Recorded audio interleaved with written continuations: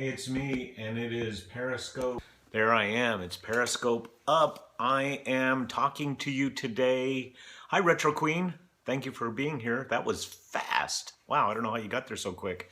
My blog post that I put up last night and on LinkedIn and on rickgillis.com is about the professional mom. I actually called it Wonder Woman Goes Looking for a Job. Hey, Mary Rev, thanks for being there. It's about Wonder Woman, which is actually the professional mom going out and looking for a job after a period of staying home, raising a family, all that. And I'm going to tell a story. It's a fairly long post, so I'm not going to go into all that detail because there's actually like 6 points here that accomplish, what I wanted to say. Yes, I know, Retro Queen, thanks. Moms do need your coaching, and I agree with that 100%. And I've worked with several. I even got a response last night on LinkedIn from a woman who said, I'm sure you have, kind of quote unquote, I'm sure you have this experience and how to do this. And the reality is, yeah, I have worked with several professional moms who are, for whatever reason, going back into the workforce. And at the same reason, at the same time, the reason they left could have been different. It could have been for caring for parents. It's not just to go home and work with it and have a family and raise a family. So anyway, the whole thing, it's out there on rickgillis.com. Go in the upper right corner, click on blog. You can see the whole post. But the thing that's interesting starting there is to go to salary.com. They have, and I have a link in the post, what's a mom's work worth? A lot of people don't know about this. It's a really cool thing. Salary.com has been doing this for years and years and years. Every year they update it. And the last time I looked, a mom's worth at work is well over $100,000 a year. If you're to take in, let's go for the mundane, the babysitting, the changing the diapers, the raising kids. That's not mundane, but you know what I mean. All the way to being the psychologist and the investment advisor for college funding and how you spend the money for food and all that kind of stuff. So you can call yourself a budget director. You can call yourself a purchasing agent, planner. You're always working on events and planning. So that takes a lot of organizational skills. And moms are not given the credit for all the things they do as moms. And what's interesting to me too is that stay-at-home moms are not considered cool, but stay-at-home dads are considered cool. There's something wrong with that oxymoron. By the way, there's also I'm reaching for my mouse because I'm looking at the post.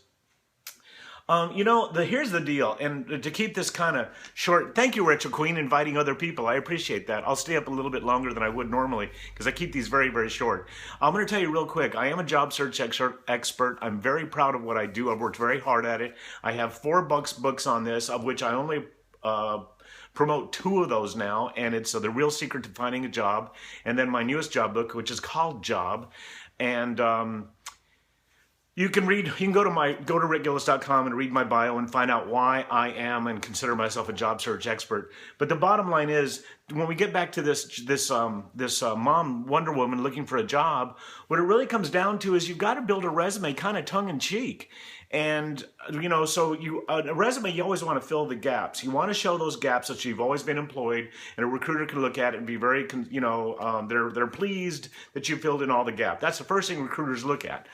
So you can put in there as a title for the position that you were the CEO or the COO or the senior vice president of the Richardson family or the Gillis family estate, whatever you want to call it. It doesn't matter. It's kind of tongue in cheek. And then you list all those things you've done. And I got to tell you, some of the stuff, I like the way I listed it.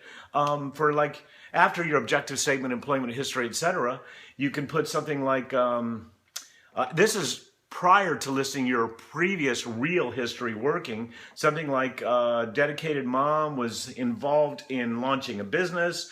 If you've posted your home-based work history, and I'm sorry, I'm getting lost on this right now. There's so much to this mess. You know what? I'm going to skip that. I want you to go read this because it's really taking too much time and it's going to be too long. Here's the deal.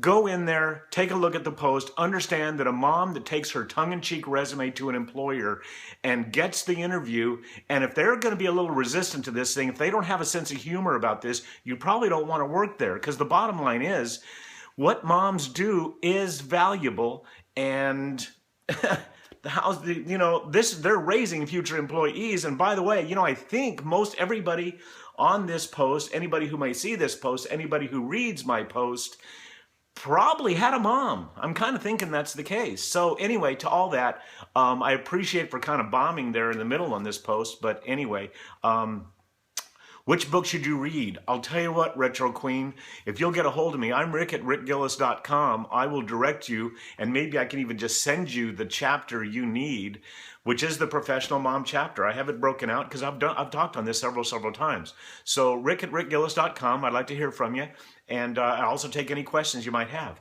Thank you, Retro Queen. I'll look forward to hearing from you soon. Periscope down. Please share with us, Rick at rickgillis.com. I'm on LinkedIn. I'm on Facebook. It's Rick Gillis Author. Pinterest. I'm all over the place on social media, and I'm really proud of it and working hard to develop this following. So please share it with your friends. I'll see you guys later. Periscope down.